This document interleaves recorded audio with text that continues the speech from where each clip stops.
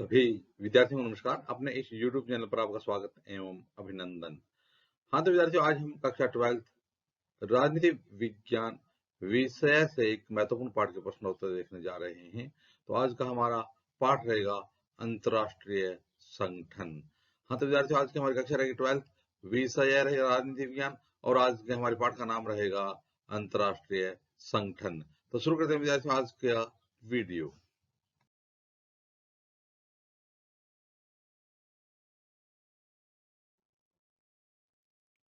हाँ तो विद्यार्थियों, शुरू करते हैं आज का अपना पाठ रहेगा अंतरराष्ट्रीय संगठन। तो आज का हमारे पाठ का पहला प्रश्न है, निषेधाधिकार विटो यानी मैं मना करता हूँ। निषेधाधिकार विटो यानी मैं मना करता हूँ के बारे में नीचे कुछ कथन दिए गए, इनमें से प्रत्येक के आगे सही या गलत का चिन्ह लगाना है। इसमें कौन सा कथन सही है और कौन सा कथन गलत है वो देखना है। पहला कथन है, सुरक्षा परिषद के सिर्फ स्थायी सदस्यों को ही विटो का अधिकार प्राप्त है। तो क्या सुरक्षा परिषद के सिर्फ स्थायी सदस्यों को ही विटो का अधिकार प्राप्त है? तो हो जाएगा सही। हाँ, 5 जो सुरक्षा परिषद के स्थायी राष्ट्र हैं केवल उन्हीं को विटो का अधिकार प्राप्त है। हाँ तो विद्यार्थियों, आज का अपना अगला प्रश्न है, यह एक तरह की नकारात्मक शक्ति है। क्या जो विटो शक्ति है, क्या वो एक तरह की नकारात्मक शक्ति है? तो बिल्कुल सही है, नकारात्मक शक्ति, क्योंकि विटो का अर्थ होता है मैं मना करता हूँ। मैं मना करता हूँ, मना करना का मतलब यह है कि नकारात्मक शक्ति है। अगला है, सुरक्षा परिषद के फैसलों से असंतुष्ट होने पर महासचिव विटो का प्रयोग कर सकता है? नहीं, सुरक्षा परिषद के फैसलों से असंतुष्ट होने पर महासचिव विटो का प्रयोग नहीं करता है।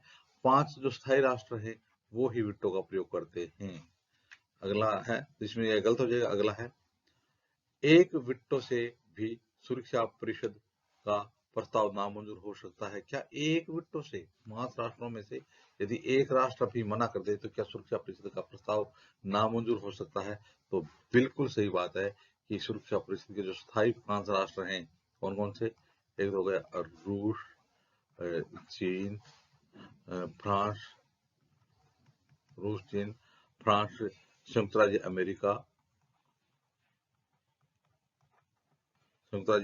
अमेरिका, यूनाइटेड किंगडम यानी ग्रेट ब्रिटेन। ये जो 5 स्थायी राष्ट्र हैं, इनमें से एक भी राष्ट्र है वो यदि विटो का प्रयोग करता है तो सुरक्षा परिषद का प्रस्ताव वो नामंजूर हो सकता है।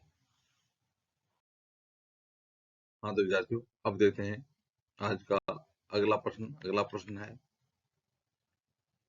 संयुक्त राष्ट्र संघ के कामकाज के बारे में नीचे कुछ कथन दिए गए हैं, इनके सामने सही या गलत का चिन्ह लगाना है।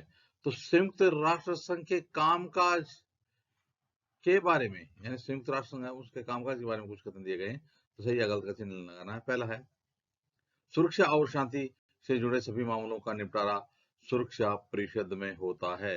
क्या सुरक्षा व शांति से जुड़े सभी मामले में उनका निपटारा सुरक्षा परिषद में होता है? बिल्कुल सही। सुरक्षा परिषद का उद्देश्य यही है विश्व में शांति और सुरक्षा बनाए रखना। अगला है, मानवतावादी नीतियों का क्रियान्वयन विश्व भर में फैली मुख्य शाखाओं तथा एजेंसियों के मार्फत होता है। मानवतावादी नीतियों का क्रियान्वयन विश्व भर में फैली मुख्य शाखाओं तथा एजेंसियों के मार्फत होता है। तो बिल्कुल सही है, यानी मानवतावादी नीतियों का क्रियान्वयन विश्व भर में फैली मुख्य शाखाओं और एजेंसियों के मार्फत ही होता है। हाँ तो विद्यार्थियों, अब देखते हैं आज का अगला प्रश्न। आज का अगला प्रश्न है, सुरक्षा के किसी मसले पर 5 स्थायी देश का सहमत होना उसके बारे में लिए गए फैसले के लिए क्रियान्वयन के लिए जरूरी है। सुरक्षा परिषद के किसी मसले पर 5 स्थायी राष्ट्रों का सहमत होना उसके बारे में लिए गए फैसले के क्रियान्वयन के लिए जरूरी है। बिल्कुल सही, जरूरी है। 5 राष्ट्रों का स्थायी जो 5 राष्ट्र उनका 5 का सहमत होना जरूरी है। अगला प्रश्न है, संयुक्त राष्ट्र संघ की महासभा के सभी सदस्य संयुक्त राष्ट्र संघ के बाकी प्रमुख अंगों और विशेष एजेंसियों के स्वतः सदस्य हो जाते हैं। संयुक्त राष्ट्र संघ की महासभा के सभी सदस्य संयुक्त राष्ट्र संघ के बाकी प्रमुख जो अंग हैं और विशेष एजेंसियां हैं, क्या उनके स्वतः सदस्य हो जाते हैं? गलत, स्वतः सदस्य नहीं हो पाते हैं। हाँ तो विद्यार्थियों, अब देखते हैं आज का अगला प्रश्न। अगला प्रश्न है, निम्नलिखित में से कौन सा तथ्य सुरक्षा परिषद में भारत की स्थायी सदस्यता के प्रस्ताव को ज्यादा वजनदार बनाता है? यानी बार बार प्रश्न उठता है कि भारत को सुरक्षा परिषद में स्थायी सदस्यता मिलनी चाहिए, भारत को भी स्थायी सदस्यता मिलनी चाहिए, तो इसके पक्ष में हमारे पास कौन सा वजनदार तर्क है वो बताना है आपको। ए, परमाणु क्षमता। ब, भारत संयुक्त राष्ट्र संघ के जन्म से ही उसका सदस्य है। स, भारत एशिया में है। द, भारत की बढ़ती हुई आर्थिक ताकत और स्थिर राजनीतिक व्यवस्था। देखिए, परमाणु क्षमता से संपन्न होना संयुक्त राष्ट्र संघ के स्थायी सदस्य के लिए या सुरक्षा परिषद के लिए कोई अनिवार्य शर्त नहीं है, या फिर संयुक्त राष्ट्र संघ के जन्म से ही उनका सदस्य होना भी अनिवार्य शर्त नहीं है। भारतीयवादी पर यह भी जरूरी नहीं है। भारत की बढ़ती हुई आर्थिक ताकत और स्थिर राजनीतिक व्यवस्था यह हो जाएगा, यानी भारत की बढ़ती हुई आर्थिक ताकत और स्थिर राजनीतिक व्यवस्था है वो भारत को सुरक्षा परिषद के स्थायी सदस्यता के लिए ज्यादा वजनदार बनाती है। हाँ तो विद्यार्थियों, आज का अपना अगला प्रश्न है, परमाणु प्रौद्योगिकी के शांतिपूर्ण उपयोग और सुरक्षा से संबंध संयुक्त राष्ट्र संघ की एक एजेंसी का नाम है। आपको बताना है परमाणु प्रौद्योगिकी के शांतिपूर्ण उपयोग और सुरक्षा के संबंध में संयुक्त राष्ट्र संघ की एजेंसी का नाम क्या है? संयुक्त राष्ट्र निस्त्रीकरण समिति। ब, अंतरराष्ट्रीय आणविक ऊर्जा एजेंसी। स, संयुक्त राष्ट्र संघ अंतरराष्ट्रीय सुरक्षा समिति।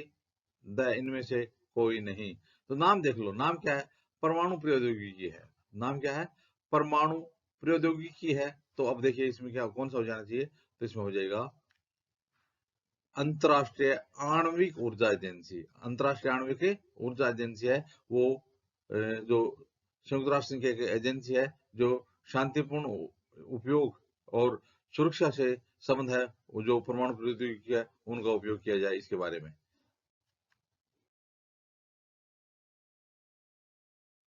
हाँ तो विद्यार्थियों, अब देखते हैं आज का अगला प्रश्न। अगला प्रश्न है, रिक्त स्थानों की पूर्ति करें। रिक्त स्थान भरने हैं। पहला है, संयुक्त राष्ट्र संघ का मुख्य उद्देश्य खालिस्तान है। तो संयुक्त राष्ट्र संघ का मुख्य उद्देश्य क्या है? तो देखिए विद्यार्थियों, विश्व में शांति व सुरक्षा बनाए रखना संयुक्त राष्ट्र संघ का मुख्य उद्देश्य है। संयुक्त राष्ट्र संघ की स्थापना इसी उद्देश्य से की गई थी कि विश्व में शांति व सुरक्षा बनी रहे। तो संयुक्त राष्ट्र संघ का मुख्य उद्देश्य क्या है? विश्व में शांति व सुरक्षा बनाए रखना। दूसरा है, संयुक्त राष्ट्र संघ का सबसे जाना पहचाना पद खालिस्तान का है। तो संयुक्त राष्ट्र संघ है उसका सबसे महत्वपूर्ण पद कौन सा है? महासचिव का पद। महासचिव का पद है वो संयुक्त राष्ट्र संघ का सबसे महत्वपूर्ण पद है, जाना पहचाना पद है। अगला प्रश्न है, संयुक्त राष्ट्र संघ की सुरक्षा परिषद में खालिस्तान स्थायी और खालिस्तान अस्थायी सदस्य हैं। तो आप बताना संयुक्त राष्ट्र संघ की सुरक्षा परिषद में सदस्य हैं वो स्थायी कितने और अस्थायी कितने? तो देखिए 5 तो अस्थायी हैं और 5 तो स्थायी हैं और 10 अस्थायी, कुल कितने हो गए? 15 सदस्य हो गए। तो संयुक्त राष्ट्र संघ की सुरक्षा परिषद में कितने सदस्य होते हैं? 15 सदस्य होते हैं। स्थायी सदस्य कितने होते हैं? 5 और अस्थायी सदस्य कितने होते हैं? 10। हाँ तो विद्यार्थियों, देखते हैं आज का अगला प्रश्न। अगला रिक्त स्थान है, खालिस्तान संयुक्त राष्ट्र संघ के वर्तमान महासचिव हैं। तो वर्तमान में संयुक्त राष्ट्र संघ के महासचिव कौन हैं? तो देखिए विद्यार्थियों, एंटोनियो गुटेरेस जो पुर्तगाल के हैं। एंटोनियो गुटेरेस जो पुर्तगाल के हैं। तो वर्तमान में यदि आपसे पूछा जाए कि संयुक्त राष्ट्र संघ के महासचिव कौन हैं, तो संयुक्त राष्ट्र संघ के वर्तमान महासचिव हैं एंटोनियो गुटेरेस पुर्तगाली। अगला है, मानवाधिकारों की रक्षा में सक्रिय 2 स्वयंसेवी संगठन खालिस्तान और खालिस्तान है। मानवाधिकार, तो मानवाधिकार की रक्षा में सक्रिय 2 स्वयंसेवी संगठन कौन कौन से हैं? तो एक तो है एमनेस्टी इंटरनेशनल और दूसरा है human right watch. Amnesty international, human right watch. अगला रेगिस्तान है, संयुक्त राष्ट्र संघ के प्रतीक चिन्ह में खालिस्तान की पत्तियां होती हैं, जो कि खालिस्तान का संकेत करती हैं। तो संयुक्त राष्ट्र संघ का प्रतीक चिन्ह है ना, उस प्रतीक चिन्ह में किसकी पत्तियां हैं और वो किसका संकेत करती हैं? तो देखिए विद्यार्थियों, जैतून की पत्तियां, जैतून वृक्ष ना, उसकी पत्तियां होती हैं और वो खालिस्तान का संकेत करती हैं। तो विश्व शांति का संकेत करती हैं, विश्व शांति का संकेत करती हैं। हाँ तो विद्यार्थियों, अब देखते हैं अगला रेगिस्तान है, अंतरराष्ट्रीय न्यायालय में न्यायाधीशों का चुनाव खालिस्तान तथा खालिस्तान में पूर्ण बहुमत से होता है। तो अंतरराष्ट्रीय न्यायालय में, संयुक्त राष्ट्र जो अंतरराष्ट्रीय न्यायालय, उसमें न्यायाधीशों का चुनाव है वो खालिस्तान में पूर्ण बहुमत से होता है। तो आम सभा, एक तो आम सभा और दूसरा हो जाएगा सुरक्षा परिषद में पूर्ण बहुमत से होता है। अगला है, खालिस्तान का सबसे प्रभावकारी समाधान वैश्विक तापवृद्धि को रोकना है। खालिस्तान का सबसे प्रभावकारी समाधान वैश्विक तापवृद्धि को रोकना, तो हो जाएगा ग्लोबल वार्मिंग। ग्लोबल वार्मिंग का सबसे प्रभावकारी समाधान क्या है? विश्व में बढ़ती हुई जो तापवृद्धि है उसको रोका जाए। हाँ तो विद्यार्थियों, अब देखते हैं अगला रेगिस्तान है, संयुक्त राष्ट्र संघ के दूसरे महासचिव खालिस्तान थे। संयुक्त राष्ट्र संघ के दूसरे महासचिव कौन थे? तो डेग हेमरशोल्ड। संयुक्त राष्ट्र संघ के दूसरे महासचिव डेग हेमरशोल्ड।